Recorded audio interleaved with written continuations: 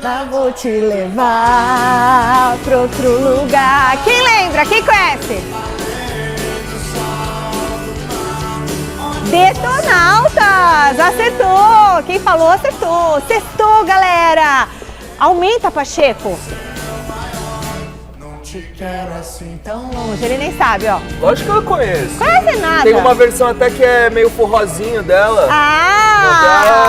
Mas já tá vendo muito. Sextou hoje com a dupla pai e filho aqui. E tanto que você falar que ele não conhece as músicas, Ele tá começou a se especializar, estudar música, entendeu? Fala, pai, lá em casa agora é só música antiga. Anos 90 pra trás. Antigo caramba.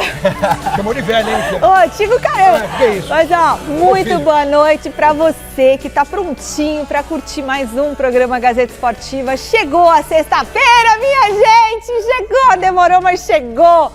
Ufa! O mês de maio tá passando, já passou da metade de maio. Já. Dia 21 de junho é meu aniversário. E não sei que dia cai, acho que cai no final de semana. O ano tá voando. Cai no sábado. E Cai no sábado. Cai no sábado? Como você sabe? Eu sei. Então tá voando. E a gente também tá aqui, a gente tá aqui acelerado. Olha quem tá comigo, vocês já viram? Alex Miller, pai do Marcelo Bazejo, pai postiço, né? Pai aqui na TV. Pai postiço. Hoje a gente tem toda a repercussão da vitória que manteve o Coringão vivo na Copa Sul-Americana. Além disso, a política do Corinthians continua fervendo.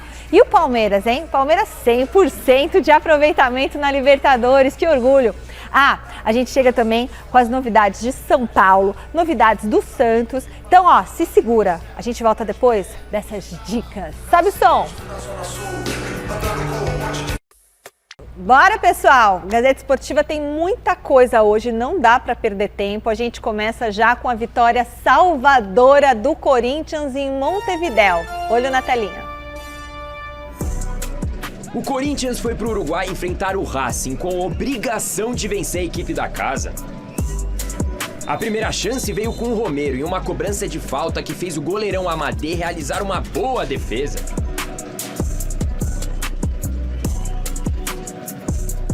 E foi no segundo tempo que veio a polêmica. Coronado passou pro Thales, que conseguiu fazer o gol. Só que o juizão apitou antes do fim da jogada e o VAR não pôde intervir. Rapaz...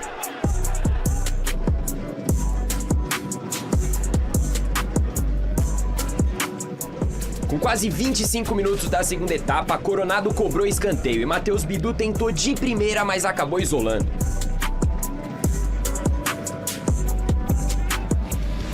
Três minutinhos depois, Carrídio tentou a jogada pela direita e no bate-rebate, Matheus Bidu arriscou o chute de bico, desviou no zagueirão e morreu no fundo da rede. 1-0 Corinthians.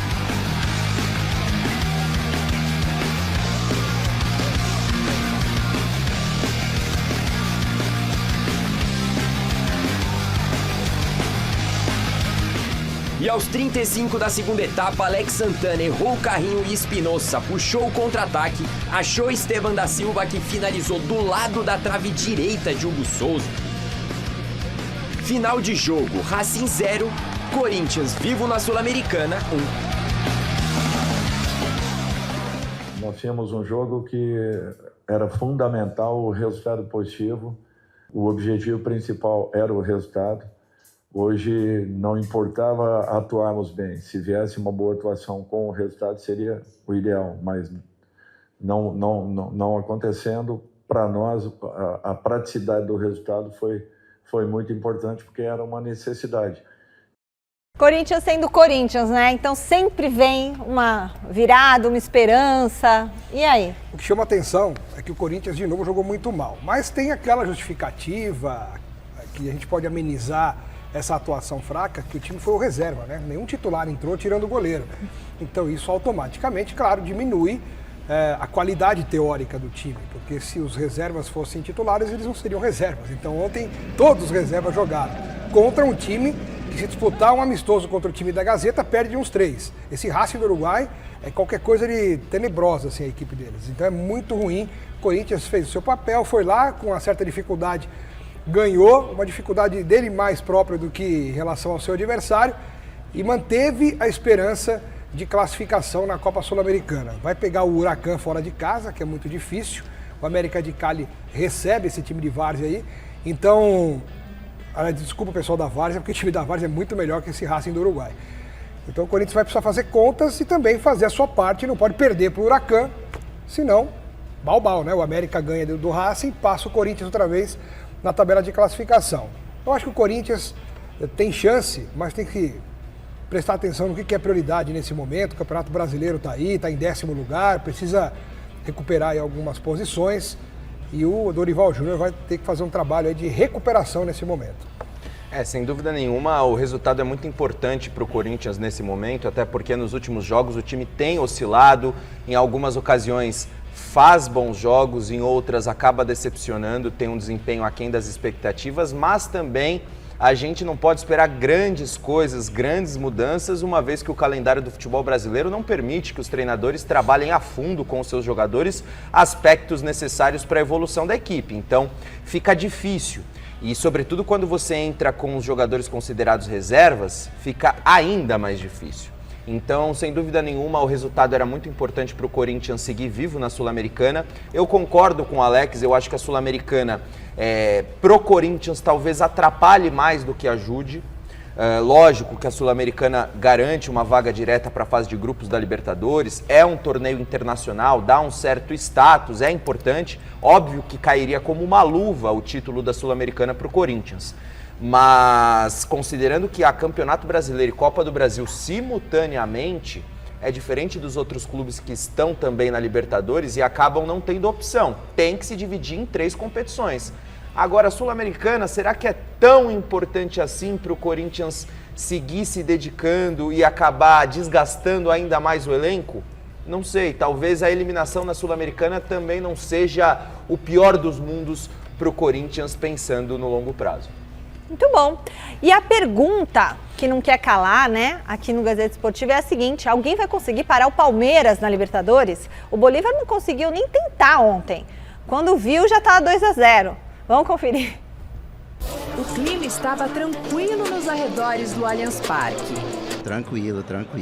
Hoje é só curtição. Hoje eu só vim ver o show aqui, só 3-0, Vitor Roque. Tá em choque, é gol do Vitor Roque, mano. Olha, eu vou falar sobre a importância do Palmeiras conseguir um resultado positivo para manter a melhor campanha. A gente sabe que isso é muito decisivo na próxima fase de grupo, de eliminatórias no caso, né? Pois é, já classificado de forma antecipada como líder do grupo G, uma vitória do Palmeiras aqui no Allianz Parque sobre o Bolívar era importante também para garantir a primeira colocação geral da Libertadores. E por isso, os primeiros minutos de jogo foram avassaladores. Com apenas 5 minutos, Piquerez encontrou Murilo dentro da área e o camisa 26 mandou de cabeça para o fundo das redes. 1-0 Verdão. Graças a Deus hoje eu me senti muito bem e o Piquerez me ajudou muito ali, facilitou pra caramba e graças a Deus eu pude fazer o gol. Poucos minutos depois, Felipe Anderson lançou Maurício pela direita, que mandou pra área. E aí, Facundo Torres apareceu e deixou o dele. 2-0. O Palmeiras diminuiu o ritmo e então o Bolívar apareceu algumas vezes, mas nada que atrapalhasse tanto a boa atuação da primeira etapa. Entramos muito bem, muito fortes, e porque tiramos o pé do acelerador começámos a falhar muitos passes. Dos 25 minutos até os 45 da primeira parte foi o que mais fizemos. Tirar o pé do acelerador e os erros começaram a acontecer. Isto é como na Fórmula 1. Quando vocês vão, os primeiros que estão na frente e os que estão na boxe, calma. Não pode ter calma, não pode começar a tirar o pé na curva, o carro deixa de estar tão aderente, eu deixo de estar tão concentrado, tão focado e os erros aparecem. Sem mudanças, o Palmeiras seguiu em cima no segundo tempo e chegou até a marcar novamente com o Facundo, mas a arbitragem assinalou o impedimento. Mesma coisa para o tento dos bolivianos aos 29 minutos.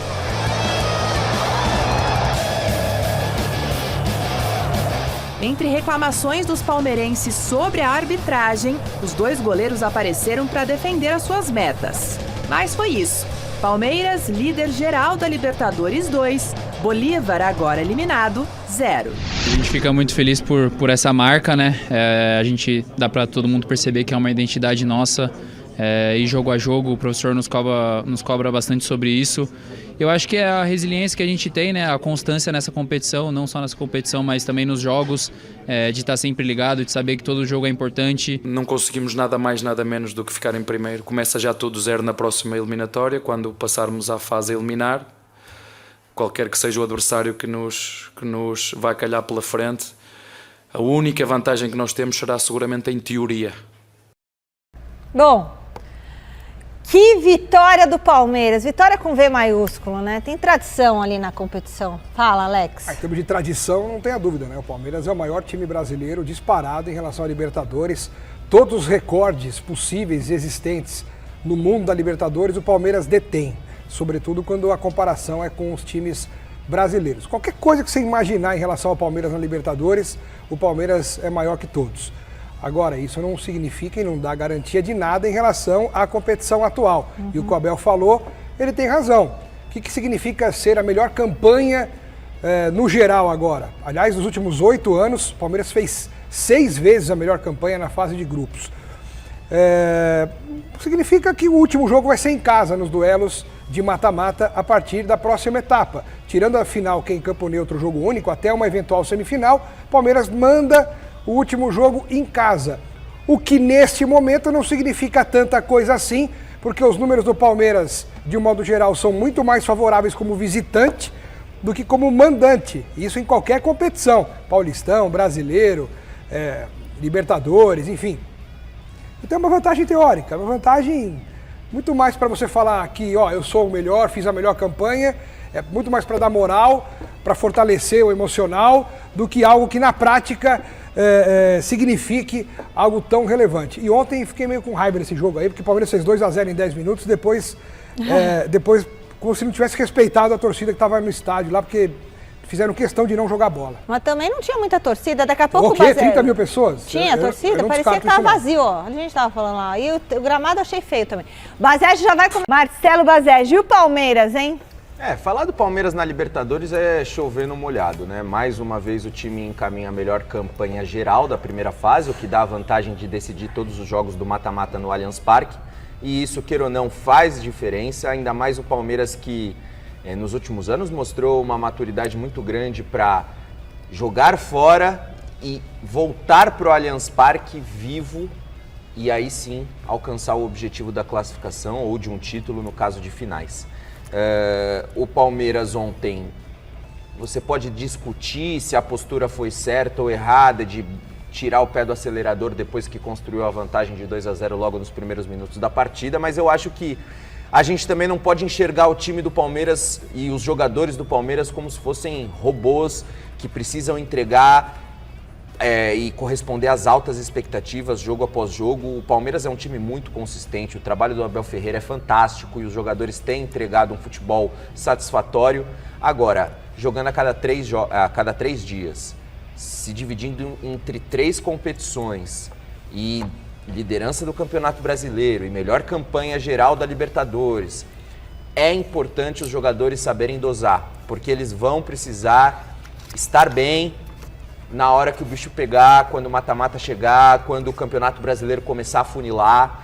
O Palmeiras tem elenco, o Palmeiras tem qualidade, mas ainda assim é preciso tomar cuidado, porque as lesões inevitavelmente elas aparecem. Você pode poupar, você pode rodar o elenco, não tem jeito, não tem jeito. Então eu acho que o Palmeiras foi maduro o suficiente para entender o contexto da partida, construiu uma vantagem sólida. 2-0 a gente sabe que é um placar perigoso, ainda mais em Libertadores, mas o Palmeiras era muito superior ao adversário e com isso, por mais que tenha cometido muitos erros, o próprio técnico Abel Ferreira comentou sobre isso na coletiva, conseguiu neutralizar as ações, as investidas do rival e aí sim somar mais 3 preciosos pontos. Palmeiras maduro, Palmeiras com qualidade, inegavelmente é um dos grandes favoritos para esse título, que seria o tetracampeonato, e o Palmeiras assim se isolaria como o maior campeão brasileiro da Libertadores, com 4 títulos, todos abaixo do Verdão. Bom, eu quero falar o seguinte, eu participei ontem aqui do debate dos jogos, né, do programa, teve 2 palpitômetros aqui, jogo do Corinthians, jogo do Palmeiras, mas sem fazer alarde, eu só tô esperando para ver se o diretor foi justo comigo, porque você separou, diretor, eu acertei meus palpites. Ah, ele tá me avisando aqui que tem uma coisa que ele vai colocar no ar. Quero só ver, diretor. Bom, o meu palpite é 2-0 pro Palmeiras. Só? Já fui Contra mais... o Bolívar? Time titular no Allianz Parque? É isso, é 2-0. desanimado Tá assim? bom, tá bom. O meu é 1-0 pro Corinthians também, Silver. Você viu? Aí. Michele agora só copia os outros, né? Todo programa agora. Ele tá falando que eu copio os outros, diretor. eu tô falando então eu outra. vou começar a falar primeiro. Entendo! Parabéns, Michele. Obrigada. Parabéns. E eu acabei de ganhar um carro 0 km. Nota 10. Nos meus sonhos. O Silvestre também acertou do Corinthians, 1-0. Mas você foi a única a acertar os dois. Você fez dobradinha, pô. Eu fiz dobradinha. Eu tinha que estar... Nossa. Você fez a drobada. Tô arrasando nos meus palpites, mesmo as pessoas tentando me atrapalhar. Tem uma declaração do técnico Abel Ferreira para debater aqui. A gente conversa depois que você assistir. Não me esqueço das críticas que vocês fizeram, não me esqueço o que é que aconteceu a seguir ao jogo do Corinthians e, portanto, aqui é assim que funciona, já disse isso aos jogadores. Aqui, uma semana o treinador é um espetacular, na outra semana, 20 minutos de jogo estão a chamar burro ao treinador, estão a chamar pardal ao treinador. Isto é cultura de futebol. Aqui numa semana chamam bagre a jogadores, na semana seguinte estão a pedir para ir ao internacional, estão a pedir para ser internacional. Isto aqui é a cultura de futebol. Um clube, uma semana está bem, ganha 3 ou 4 jogos seguidos, a seguir perde um jogo em casa com uma equipa mais fraca, já é um clube que não presta, já é uma direção que não presta.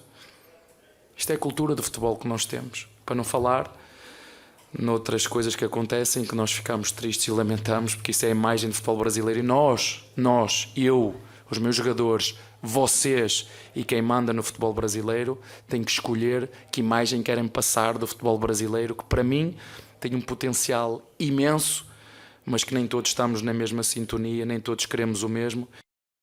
Ixi, eu quero falar desse negócio. Peraí. Não, deixa eu falar. Alex, segura, porque você Abel, tem... Ih, você ficou bravo com o Abel? Não é questão de ficar bravo. Bom, poxa, ele tava bem, ganhou o jogo. Pois O que ele tem então que falar do futebol brasileiro, Abel? Eu preciso falar. Você vai... E o que é, Alex? Tá bravo? Não tô bravo, né? Não dá pra ficar bravo com o Abel na condição dele ser técnico do Palmeiras, porque o que ele faz, o que ele fez e o que ele tende a fazer é gigantesco, né? Mas o comportamento dele, dentro e fora de campo, às vezes requer aí um apontamento, uma crítica, uma análise um pouco diferente, porque tem coisas que ele exagera e que não teria a mínima necessidade dentro de campo, quando ele reclama que nem um maluco por causa de um lateral, a ponto de tomar cartão amarelo ou ser expulso. E nas coletivas, poxa vida, tem coletivas que são tão maravilhosas que ele faz, respostas certeiras, inteligentes, e tem outros momentos que parece que ele quer desviar para algum foco que a gente não enxerga direito, mas que ele responde com grosseria, ele aponta o dedo na cara de quem fez a pergunta, dá indiretas, e sempre atacando quem? A imprensa e o calendário. O calendário e a imprensa. E ele é muito inteligente até ao cometer esses erros em coletivos, porque ele nunca mais vai meter o pau na diretoria e nem na torcida, né? Ou as pessoas se esquecem de quem, entre aspas, virou as costas para o time foi a torcida e não foi a imprensa. Ou quem xingou o time, quem reclamou com o Richard Rios, que depois revidou com a torcida, foi a torcida e não foi a imprensa. Então, assim, é óbvio que eles vão focar as suas insatisfações em quem eles consideram inimigos, porque como de uns anos para cá a imprensa é tida como inimiga dos jogadores, dos técnicos, dos dirigentes, para um cara que veio de fora há 5 anos e que não conheceu o Brasil até então, para ele é muito fácil atacar um repórter. Ele mesmo fez questão de falar que não quer ser amigo de ninguém, não veio para cá para fazer amizade com o jornalista, ao contrário dos grandes ídolos dele, Felipão, Tele Santana, que tinham a mesma personalidade, Luxemburgo, mas que eram amigos e são amigos de muita gente. Muricy. Inclusive meus amigos. E ele tem essa postura de querer, sabe, não sei se é porque ganha mais do que todos, porque ele é melhor que todos, e é mesmo, mas ele mistura muito nesses negócios de relacionamento e exagera na dose, carrega na tinta de uma maneira completamente estapafúrdia. Eu não concordo com o jeito que ele faz. Eu não gosto quando ele fala, Basege, os brasileiros, sabe assim? Sim. Quando ele fala, toda vez que ele começa a falar brasileiros, eu não gosto. Como se ele não se misturasse nesse bando. Vocês aqui mostram tudo, não sei o quê, como se Portugal fosse maravilhoso, né? País que tem 2 times mais ou menos e pronto. Eu acho que ele se alimenta disso e isso é fundamental pro sucesso do trabalho dele à frente do Palmeiras. Existe uma série que se chama The Last Dance, do Michael Jordan, muito famosa, e o Michael Jordan, ele fala isso, né, que na época que ele jogava basquete, ele tornava pessoal alguns conflitos, ou inventava, ou maximizava algumas coisas, dava uma proporção fora da curva para algumas coisas para poder se motivar. E eu acho que o Abel Ferreira, ele utiliza isso, essas críticas, essas insatisfações, como um combustível não só para ele, mas para os jogadores dele, para o vestiário. Então, a impressão que passa é que ele utiliza tudo isso como combustível para que o Palmeiras entre com mais sangue nos olhos dentro de campo, que ele possa estar mais concentrado ao longo dos 90 minutos. Então não julgo, se é uma ferramenta que ele usa para o sucesso profissional, bacana. Agora, é óbvio que todo esse posicionamento dele gera uma antipatia também. É uma proporção que não condiz com a realidade. Críticas todos recebem e é preciso saber lidar com elas. Agora, se você vai levar isso para uma outra proporção, para utilizar isso como combustível motivacional, beleza, é uma estratégia. Bom, chega a hora de chamar a Marina Buffon ao vivo para falar sobre o São Paulo. Boa noite, Ma. Eu passo a bola para você contar as notícias mais quentinhas do Tricolor.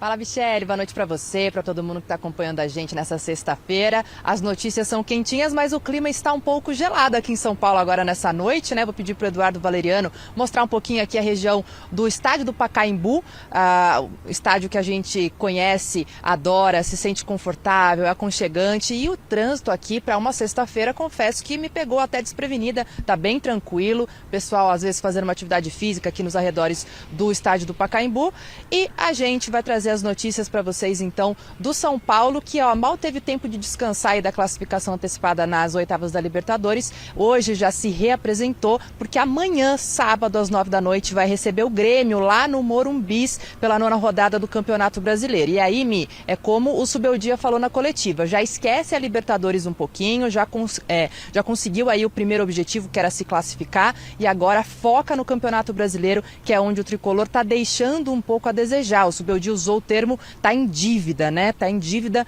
com o torcedor, está em dívida com o Campeonato Brasileiro. Esse jogo amanhã é importante para o São Paulo voltar a vencer também na competição. São 3 partidas aí em sequência que o São Paulo não consegue vencer, inclusive vindo da derrota no clássico contra o Palmeiras, que aconteceu no final de semana passado, o gol do Vitor Roque ali nos minutos finais, que acabaram cravando, né, essa derrota do São Paulo. São Paulo que só venceu uma vez em casa contra o Santos, né, no estádio do Morumbis nesse Campeonato Brasileiro. Então precisa retomar esse caminho de vitórias, inclusive para dar uma tranquilidade maior para o Subeldia trabalhar, porque se na Libertadores ele está bem, ainda que sofra algumas críticas, no Campeonato Brasileiro ele está precisando de fato dar algumas respostas aí para o torcedor. Em relação ao time de amanhã, o São Paulo não vai poder contar com o Lucas Moura, como a gente trouxe aí nos últimos dias, né? Vai voltar apenas ali depois do Super Mundial de Clubes, provavelmente, lá no final de julho, então o Lucas Moura está de fora.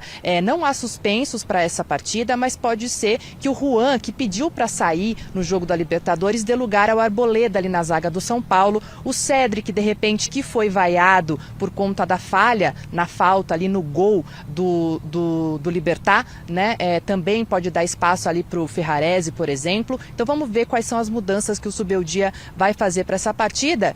Lembrando que o São Paulo está na 16ª posição, o Grêmio 15º, os dois precisam dessa vitória para sair dessa região bastante incômoda da tabela. Tá certo, Mia? Amanhã cedo São Paulo faz um último ajuste ali de manhã e aí à noite às 9 tem esse jogo. Volto com vocês.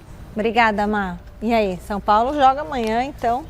Jogo que precisa garantir os 3 pontos de qualquer forma. O São Paulo não vive uma situação tranquila no Campeonato Brasileiro. É claro que a competição está apenas no início, mas o time tem empatado demais, tem vencido muito pouco e agora a invencibilidade já não existe porque perdeu para o Palmeiras o clássico em Barueri. Então tá na hora, a gente sabe que o São Paulo não tem um elenco tão extenso, que a prioridade do São Paulo é a Libertadores e a Copa do Brasil. O São Paulo também não vai abrir mão. Então, mais uma temporada, o Campeonato Brasileiro fica em segundo plano, mais uma temporada o São Paulo vai disputar a competição com o time alternativo na maioria das rodadas. Agora, Será que o time alternativo do São Paulo tem capacidade para competir de igual para igual com os principais clubes do Campeonato Brasileiro? E o Grêmio nem é um desses principais clubes. Principais clubes estão falando de Palmeiras, de Flamengo, de Atlético Mineiro, de Internacional. Então, competir com o Grêmio no Morumbi é obrigação, com o time titular ou com o time alternativo. E a tendência é que seja com o time alternativo, porque jogou Libertadores e semana que vem tem Copa do Brasil. Então vamos ver o que esse time do técnico Luiz Ubeldia vai apresentar para a torcida esse final de semana. E aí, Alex Miller, o que temos para falar do São Paulo? Eu só ia falar que a sorte do São Paulo é que ele tem atrás dele times que são piores do que o São Paulo está se mostrando no Campeonato Brasileiro. Porque o São Paulo tem 9 pontos, 2 a mais do que o Vasco, que é o primeiro dentro da zona, e o Vasco está tendo muita dificuldade, mais até do que o São Paulo dentro da competição. Então o São Paulo tem isso a seu favor e também tem a seu favor o adversário, que apesar de ser um time de muita camisa, de muita tradição, que é o Grêmio tem o mesmo número de pontos do que o São Paulo, mas não tem o mesmo potencial do que o São Paulo. O São Paulo pode crescer muito mais rápido e muito mais do que o Grêmio em relação à qualidade de elenco. Então acho que o São Paulo não tem que se preocupar tanto com esse negócio de rebaixamento, é mais para os rivais tirarem sarro do momento, por verem o time encostado na zona, do que propriamente uma briga que ele travará com outros times contra o descenso. Isso não vai acontecer, mas o São Paulo tem que agradecer que tem muito time ruim em volta dele e naturalmente ele vai galgar degraus no Campeonato Brasileiro. Muito bem, tem novidade nos bastidores do futebol brasileiro. Fernando Sarney, que é o interventor da CBF, anunciou que amanhã serão convocadas as novas eleições da entidade. A data escolhida é dia 25 de maio. Peraí, é um domingo, 25 de maio? Para ter eleição. A gente lembra ainda que ontem 19 federações assinaram um manifesto pedindo renovação e transparência na CBF, sem citar o Edinaldo. Mas é engraçado, porque há pouco tempo elegeram ele por unanimidade. Aí parece que ele tinha dado um aumento de salário para alguns, né, dirigentes, outros descobriram, ficaram descontentes, enfim, tem uma reportagem completa. Aí fico pensando, né, o que será da nossa entidade do futebol, hein? O Ronaldo acabou de ironizar no Twitter, fez um post, colocou uma carta no Instagram, né? E está ironizando toda essa situação. Ronaldo Fenômeno, que queria disputar a presidência e foi rechaçado aí. Nenhuma federação sequer quis receber o Ronaldo. Então essas mesmas federações que hoje estão soltando a mão do Edinaldo, sem querer defender o Edinaldo, porque eu não conheço ele, não quero saber dele, mas assim, as mesmas que apoiaram, agora não querem mais apoiar. Olha, é uma vergonha tudo isso. Sabe o que é o mais estranho, Michele? O presidente da Federação de Futebol de Roraima é apontado como um dos favoritos a suceder o Edinaldo. O que é o futebol de Roraima, com todo respeito aos clubes e ao povo de Roraima? Nada contra. Será que não é o caso de ele primeiro desenvolver o futebol local para depois pensar num cenário nacional, em assumir... Gente, porque se falavam que o Ronaldo Fenômeno não tinha condições de ser presidente porque ele ainda não tinha aquela experiência... O presidente de Roraima... Quem é? Então, pois é... Desculpa. Eu, se fosse colocar alguém, então votaria no Ronaldo agora, ué. Agora é o seguinte, hein? Nos bastidores, dizem as boas e altas línguas que Reinaldo Carneiro Bastos, presidente da Federação Paulista de Futebol, estaria já articulando uma campanha nos bastidores. A Federação Paulista não assinou essa carta, não. Então, mas eu tô dizendo só o que se fala no mundo do futebol. E esse nome faz sentido. Aí sim, se você pensar em algum dirigente com histórico, com capacidade, com experiência, né, com inteligência para ser presidente da CBF, acho que o favorito seria o Reinaldo Carneiro Bastos. Para mim é o melhor deles aí.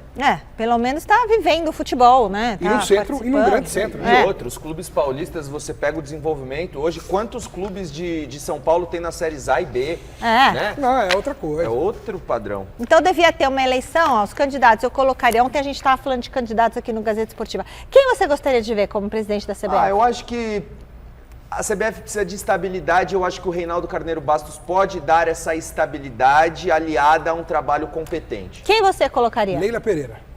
Ontem a gente falou da tia Leila aqui. Sim. Sabe por quê? Ah. Primeiro que eu acho que no íntimo, ela nunca falou isso, mas acho que ela gostaria de ser porque alimentaria cada vez mais o ego dela, aquela sensação de poder, né, de comandar. E para essa questão administrativa de uma CBF, que não envolve paixão, que ela não precisaria toda hora se deparar com polêmicas em torno de torcedores que tem em relação ao Palmeiras. Eu acho que ela na é uma ótima CBF, administradora. ela não teria essa dificuldade, porque não existe torcedor fanático do Brasil, existe torcedor fanático do clube, mas não da seleção. Quase infinito. E com a capacidade dela administrativa, acho que ela poderia fazer muito mais para o futebol brasileiro como um todo do que ela pode fazer pelo futebol brasileiro hoje, sendo presidente de um clube só, né? Então acho que a Leila Pereira seria um grande nome e eu votaria nela, inclusive, hoje, para ser presidente da CBF. Eu também, gostaria muito de ver a tia Leila lá, à frente da CBF. Sabe por quê? Porque eu acho que falta uma mulher num cargo desse. Isso aí não entra nessa E a aí, tia Leila, olha, organizou o Palmeiras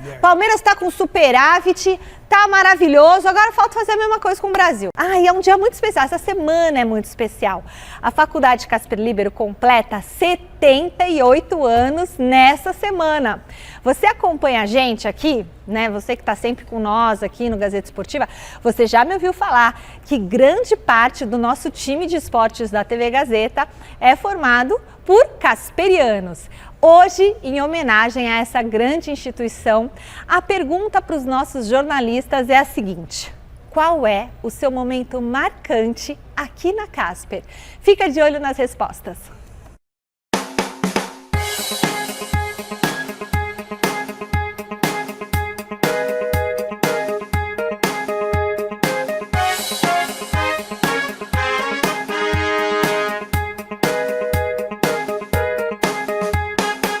O momento mais marcante que eu tive na Casper, com certeza, foi minha primeira entrevista. Foi a primeira vez que eu me senti um jornalista. Foram as palestras que eu tive com pessoas que eu sempre assistia na televisão, eram inspirações para mim, então com certeza foi esse contato mais próximo, esse tete-a-tete. Com certeza, todo o aprendizado que eu tive aqui com professores extremamente renomados em diversas áreas. Foram as aulas com o professor Celso Zelt, porque depois de um tempo nós nos tornamos companheiros de profissão e chegamos a trabalhar juntos.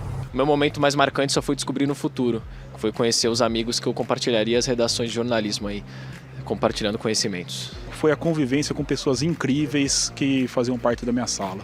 A possibilidade de trabalhar no site gazetesportiva.com, fui estagiária por lá, e outro foi ter tido aulas com o Wellington. Foram as tardes fazendo trabalho nos laboratórios de informática, conversando com os amigos, enfim, trocando experiências, trocando figurinhas sobre essa nossa experiência como alunos de jornalismo. E a minha primeira matéria que foi para a revista Esquinas, que eu pude cobrir um jogo do São Paulo de basquete. Conviver com todos os professores e mestres que a gente teve durante toda a formação de jornalismo na Casper foi muito importante para mim. Fiz grandes textos, comecei a escrever como jornalista mesmo por causa do professor Emílio Nogueira. Os quase 4 anos de curso de jornalismo que eu estou fazendo aos 52 anos de idade aqui na Casper Líbero, já na entrega do TCC. Foi no primeiro ano, numa das primeiras aulas com o professor Celso Zelt, a gente teve uma aula de coletiva de imprensa com Mauro Betti. Então a gente sentiu jornalista logo no primeiro ano, então para mim foi muito marcante. Foram as aulas do Clóvis de Barros Filho, de ética.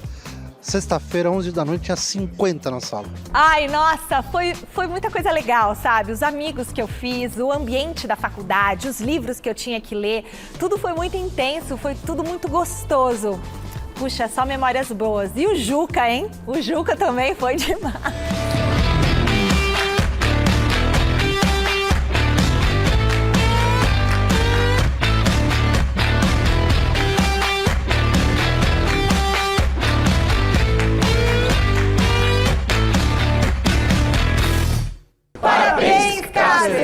Tava tão bonito, volta esse final que cortou as fotinhos. Você chamou muito o Juca no Juca, não? Deixa eu falar uma coisa, não dá pra pôr de novo parabéns, Casper, diretor? Ficou tão bonita a telinha, diretor. A gente devia pôr todo dia isso. Parabéns, vinheta Casper. De entrada do programa. Ó, deixa eu falar uma coisa, explicar pra quem tá em casa o que é o Juca. Eu vou do lado do Bazejo. Põe uma música, Pacheco, põe uma música animada. Música de Juca. Música de Juca é pra pagode, é coisa boa. Música de Juca. Pra quem tá em casa e não sabe o que é o Juca, você foi em algum Juca? Eu não. Então, o Juca muito são os comportado. Jogos Universitários de Comunicação e Artes. Então, quem faz jornalismo, o pessoal da ECA, né? O pessoal todas as faculdades de comunicação vão no Juca. Tudo freguês da E a Casper. turma da Casper tem muita tradição, certo? E o Juca, eu fui no meu primeiro ano de Casper. Minha mãe deixou eu viajar. A gente ficou em Piraju, Tatu. Você foi, Tatu, pra Piraju? Ô, Piraju tem grandes histórias, hein? Tatu. Você foi pro Juca? Você achou as tocas lá, não Pra foi? onde? Fui pra Araraquara e Sorocaba. 2 Jucas? 2. Esse homem é feliz demais! E a gente dormia em alojamento, na escola, tinha que levar aqueles colchões, é muito legal. Fini, você foi pra algum Juca ou já estava trabalhando desde o início? Você já trabalhava, o Fini não teve a vida que Fini já nasceu velho. Deus merece. Olha, foi muito, muito legal. Foi muito legal. A gente vai colocar de novo o nosso parabéns, Casper. Olha lá, nosso time. Olha o nosso time da Casper, do esporte. Isso é só do esporte, hein? Olha lá. Parabéns, Casper! Muito legal! Parabéns! Eu tenho muito orgulho de ser casperiana, mas assim, muito orgulho de ter estudado aqui, ter aprendido aqui. Eu escolhi essa faculdade, porque o diretor, você fala a hora que eu tiver que parar, tá? Mas eu escolhi essa, que eu me empolgo, porque ela cabia no meu orçamento na época, e ela ficava perto do metrô, então dava para eu vir da Moca, que eu pegava Bresser, 3 baldeações, chegava aqui fácil, e eu queria trabalhar aqui. Eu falei, lá eu vou ter oportunidade de fazer o estágio. Dito e feito, foi o que aconteceu, e aí já se vão 29 anos nesse prédio, né? Ó, que maravilha!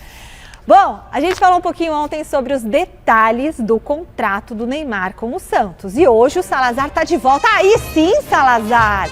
Tá de volta hoje para falar um pouco mais desse tema. Hoje com um pouco mais de tempo, né, Salazar? E também vai falar sobre a preparação do Peixe para tentar reagir no Brasileirão. Boa noite. Vamos debater o salário do Neymar, Michele, hoje? Boa noite para você e para todo mundo que está acompanhando o Gazeta Esportiva. O Santos que pega o Corinthians nesse domingo, 4 horas da tarde, na Neoquímica Arena. Terceiro jogo seguido, nem terminou o semestre, já é o terceiro Corinthians e Santos na Neoquímica Arena. No Paulistão tivemos na primeira fase 2-1 para o Corinthians e na semifinal também 2-1 para o Corinthians, Michele. Portanto, agora a Kleber Xavier tem a missão de tentar quebrar, esse mini tabu de 2025 do primeiro semestre, terceiro jogo lá em Itaquera contra o Timão e conseguir a primeira vitória dele, né? O Santos ainda não venceu com o Kleber Xavier desde que ele assumiu o comando. O time está na penúltima colocação do Campeonato Brasileiro. Não vai ter o Guilherme, não vai ter o João Schmidt e também não vai ter o Neymar. O Neymar está naquela fase final de recuperação, está quase para voltar. Mas para o Clássico ainda não vai dar, então o Santista está com a mão na cabeça de saber como é que esse time vai reagir contra o Corinthians e se vai reagir, Michele. Falando em Neymar, como você disse, informação dos nossos colegas do UOL que nós repercutimos ontem e vamos debater hoje. Quero trazer aqui, repetir alguns detalhes que eu falei ontem. Segundo o UOL, a informação já foi confirmada, o contrato do Neymar com o Santos, ele prevê alguns, salário, direito de imagem, alguns recursos que vão para o Neymar e outros que vão para o Neymar Pai, por meio da NR Sports, a empresa do Neymar Pai. O que chama a atenção? Por mês, o Neymar custa cerca de 21 milhões de reais. O contrato total é de 105 milhões de reais por 5 meses de contrato.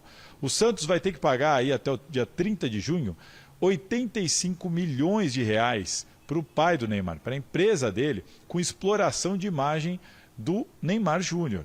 A questão é, o Santos está conseguindo realmente, está explorando essa imagem, está conseguindo patrocínio, só que essa conta ainda não chegou nem nos 60 milhões e está acabando, falta aí um pouquinho mais de um mês. Se não bater os 85 milhões, o Santos tem que tirar do próprio bolso para pagar a empresa do pai do Neymar. E alguns outros pontos, como por exemplo, hotel de 5 estrelas, avião de luxo, enfim, 75% de todas as receitas que chegam de patrocínio vão para a empresa do pai do Neymar, só o restinho que fica para o Santos, e isso ainda vai valer por um ano depois que o Neymar for embora do Santos. Olha que coisa. Só para trazer um paralelo, passar para vocês, Memphis Depay, contrato de 1 ano e meio, fixo, mínimo, 82 milhões. Máximo, com todas as metas batidas, 137 milhões. Por mais tempo e menos dinheiro, o Corinthians levou o Memphis Depay. Quem conseguiu o melhor custo-benefício, hein? E aí? O Salazar trouxe aí, hein? Esse salário do Neymar, 21 milhões, 80 milhões o pai, empresa, confusão, né? Quanto dinheiro rola no futebol, não é mesmo? Mas, nossa, e como, né? E eu achando que ele veio porque era um grande amor. Tipo assim, nossa. É um amor remunerado. Tolinha, né? tolinha. É um amor remunerado, ingênua, Michele. É um amor remunerado. Mas em relação ao melhor custo-benefício, né? Neymar no Santos ou Memphis Depay no Corinthians, para mim ainda não tem nenhuma dúvida que o Memphis Depay vale muito mais a pena do que o Neymar por enquanto, porque o Neymar jogou poucos jogos, mas teve no departamento médico, onde continua inclusive, agora já está saindo, né? Já está fora do departamento médico, mas ficou muito tempo no DM. O Memphis Depay também de vez em quando faz umas visitinhas ao DM, como agora ele está fazendo, mas dentro de campo já mostrou bastante. Ano passado foi fundamental na arrancada do time rumo à fuga do rebaixamento e a vaga na Libertadores. Foi fundamental também, foi importante para o título paulista desse ano. E o Neymar contribuiu sim, já um pouco dentro de campo, para o time do Santos não cair no Paulistão. Deu uma melhorada, mas na relação entre os dois, nessa comparação, o Memphis Depay está muito à frente. Melhor o Memphis, Basejo? Ah, com certeza, só do Memphis estar jogando, né? Pode estar jogando ruim, né? Pode estar mal em uma fase... Não é o caso, mas antes mesmo mal se do que não estivesse... estar em campo, né? Exatamente. Pois é. Mas pelo menos está em campo, então só de ele estar em campo o custo-benefício já é melhor. Agora, eu fico imaginando como que o Santos armou a engenharia financeira para poder viabilizar o Neymar, que em 5 meses está ganhando 20 milhões por mês. Por mês? Santos, é por mês? O Santos tem tudo isso.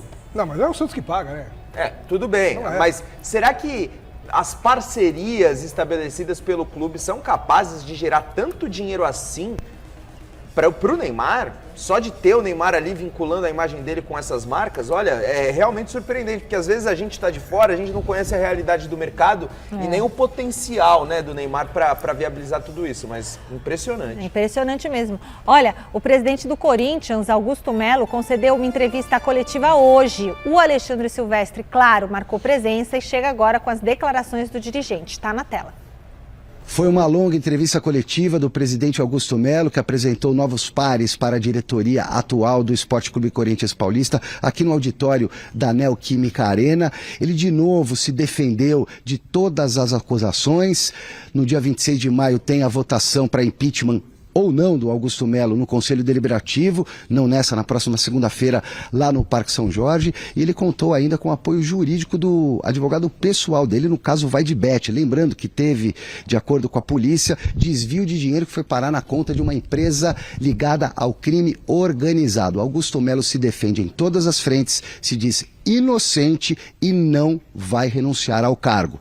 Toda a minha negociação sempre tem um jurídico do meu lado, alguém do meu lado. Nunca é feita essa negociação sozinho. Eu nunca sentei com um presidente sozinho. Por que os outros patrocinadores não deu nenhum problema, que também tem seus intermediários? Já foram pagos intermediários que trouxeram outras coisas.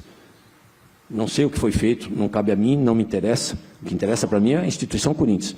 Esses outros intermediários que recebeu a comissão do Corinthians, aonde eles gastaram? Se gastaram em uma situação complicada, eu vou me responsabilizar por ele. Agora, o que se fazem fora do Corinthians não cabe a mim. Cabe a mim a negociação e dali para frente foi entregue para o meu jurídico, para o compliance, para o marketing, para o financeiro. É eles que resolvem. E segundo o relatório da polícia, isso é informação já publicizada, por isso que eu estou tomando a liberdade de falar. Então eles seguiram o dinheiro e chegaram no dinheiro, aparentemente. Uma coisa que nós achamos positivo, né, e óbvio que eu estou falando em nome do presidente Augusto, é que apareceram novas pessoas, novos nomes, que ainda não foram ouvidos no inquérito. A ideia é que isso seja uma oportunidade não só para a gente investigar o Corinthians como ponto de partida, mas eventualmente investigar todo o futebol brasileiro e eventual relação do crime organizado com o futebol brasileiro. Então, nós já temos destinatário final. Agora vamos entender esse fluxo e como é que chegou naquele destinatário. Precisamos ouvir o destinatário final.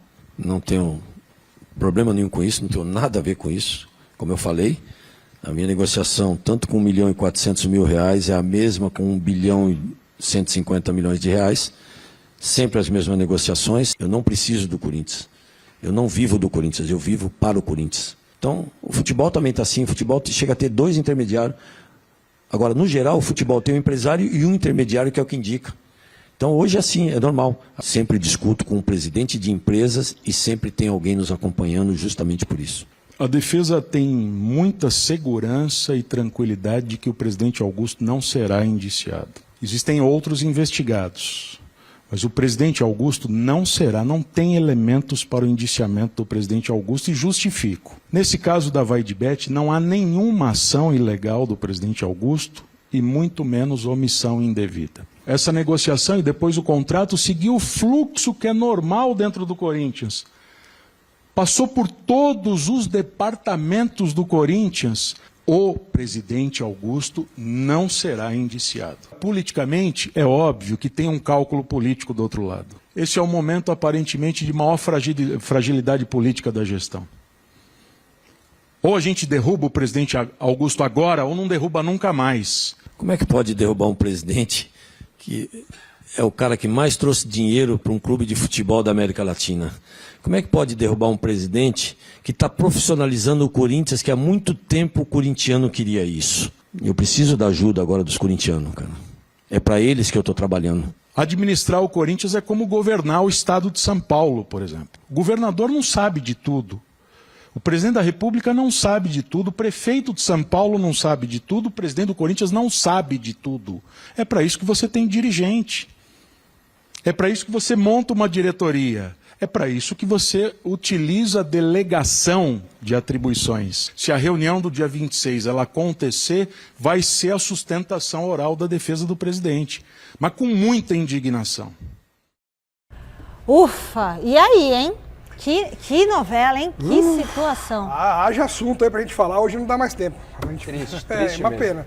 No Mesa Redonda a gente fala. No Mesa Redonda vai dar para falar muito sobre isso. Nesse domingo, então, sobre toda essa situação do Corinthians, os ex-jogadores Cleiton Xavier e Dinei, que acabou de sair da base do Corinthians aí, também, que está no meio, deixou o Augusto também lá no Corinthians, fez algumas declarações durante a semana. Então, vocês conferem domingo, Mesa Redonda Futebol Debate. Certo, Alex? Cleiton Xavier, pá, no ângulo.